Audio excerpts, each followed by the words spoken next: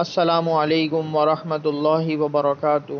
بسم اللہ الرحمن الرحیم۔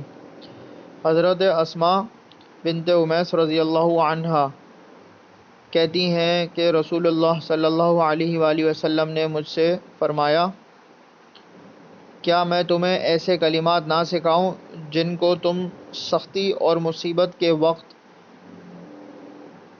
پڑھا کرو؟ وہ کلمات یہ ہیں: اللہ اللہ ربی لا اشرک بہ شیئا، اللہ اللہ ربی لا اشرک بہ شیئا۔ اللہ اللہ میرا رب ہے، میں اس کے ساتھ کسی کو شریک نہیں مانتا۔ میرے چینل کو لائک کیجئے، شیئر کیجئے، سبسکرائب کیجئے۔ جزاک اللہ خیرا۔